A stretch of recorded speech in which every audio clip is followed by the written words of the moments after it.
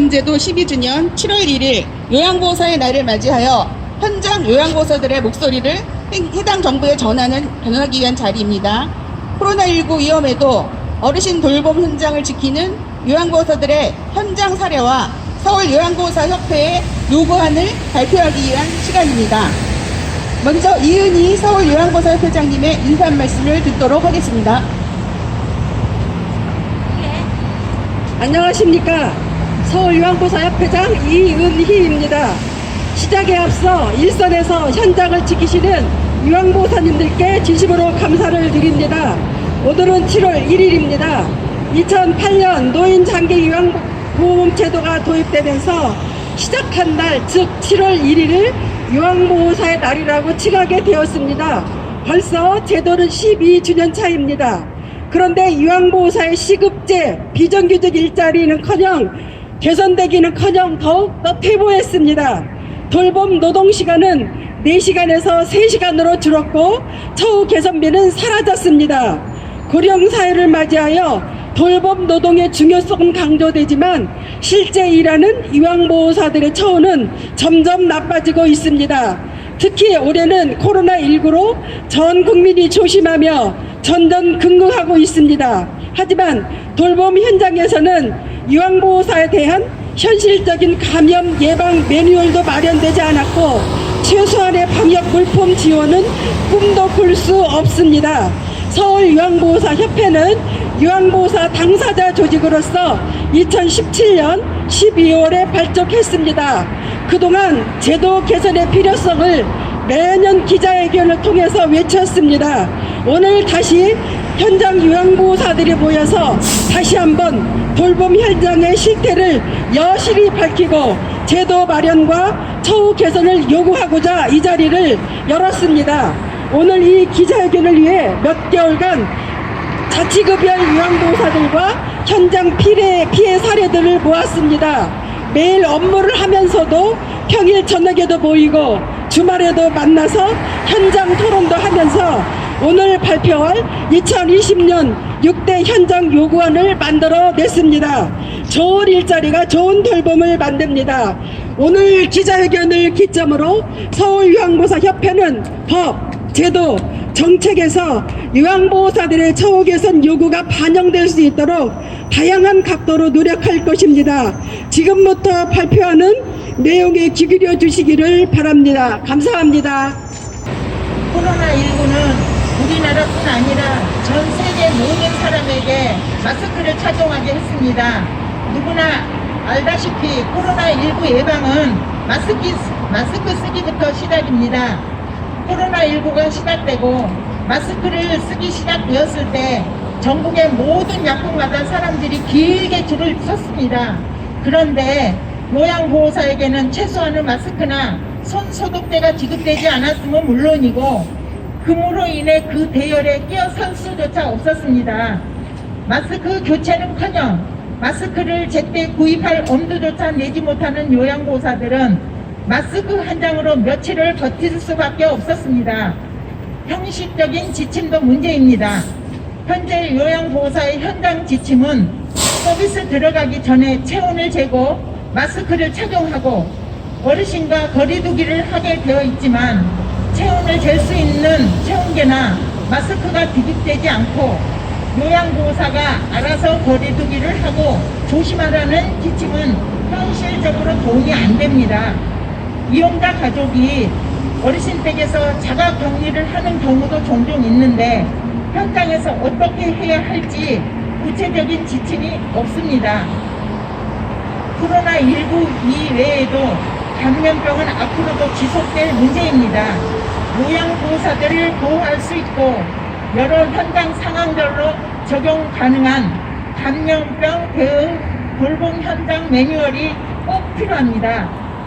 요양보호사가 건강하고 안전해야 어르신들이 안전합니다. 요양보호사들은 대리처방 업무도 수행하고 있어 어르신 대실 약을 받아오기도 하고 어르신들을 초밀접하게 가까이에서 돌보고 있습니다. 어르신들은 대부분 8, 90대의 고령입니다.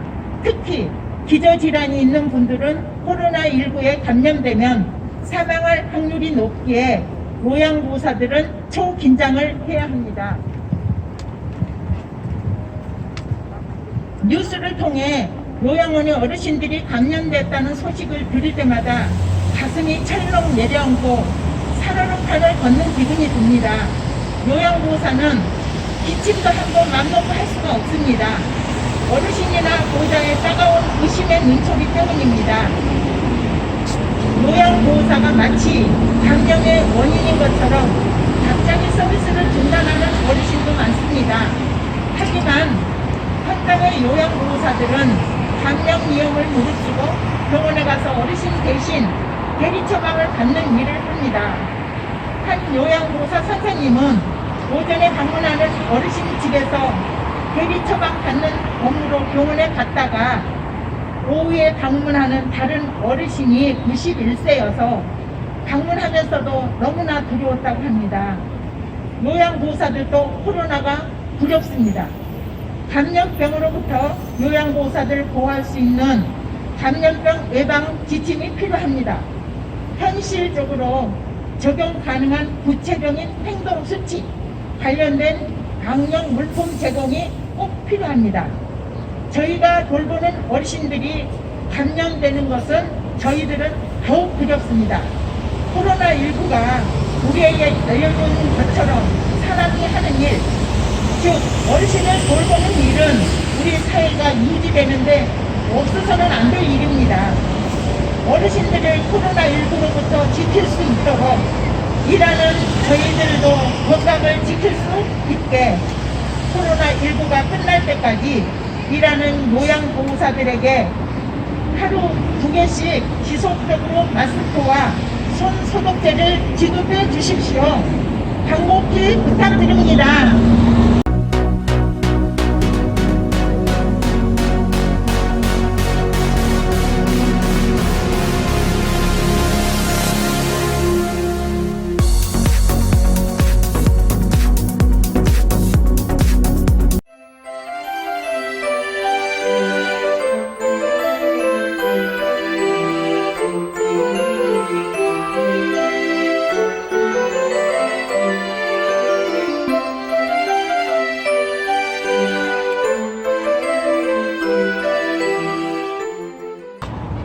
현장의 일자리 중단 사례를 말씀드리겠습니다. 코로나19로 인한 이용자 가족이 지역 인근의 확진자 발생으로 인하여 방문 요양을 거부하는 사례가 있습니다.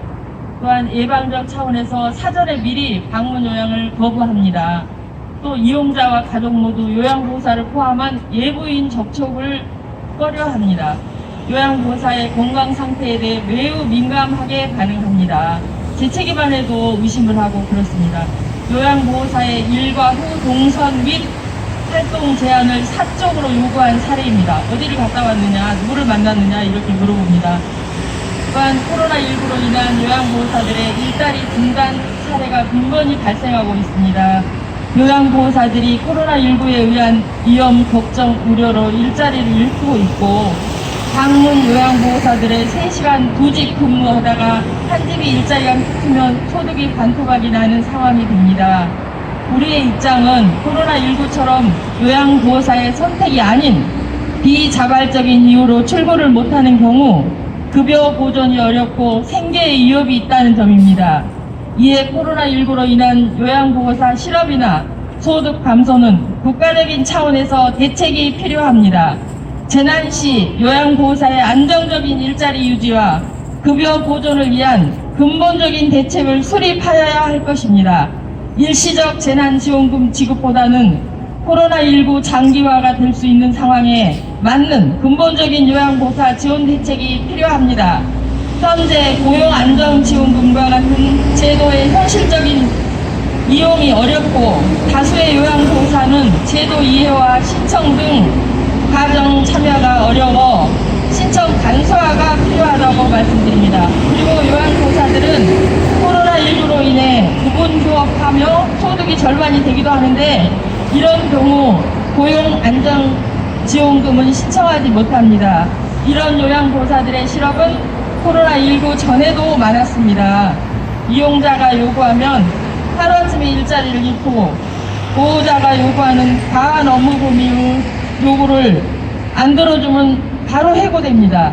어르신들이 갑자기 돌아가시거나 병원에 입소하시면 하루 이틀 예고도 없이 실업 상태가 되고 맙니다. 코로나19로 인해 일자리 중단이 더 심각해진 것이지 방문 요양보호사들은 시간제, 비정규직, 불안정한 일자리 때문에 이전부터 실업 문제가 심각합니다. 그러므로 코로나19 요양보호사 특별지원금이 필요하고 궁극적으로 요양보호사의 급여 체계를 지금처럼 시급제, 비정규직이 아니라 8시간 상급 월급제로 전환하여 안정적인 급여 생활임금 보장이 되어야 한다고 생각합니다. 전에는 우리의 돌봄이 가정에서 이루어졌지만은 지금 국가가 같이 함께 참여하고 있습니다. 돌봄이 바로 안정되게 이루어져야 우리 사회가 건강하고 행복할 수 있습니다. 이상입니다.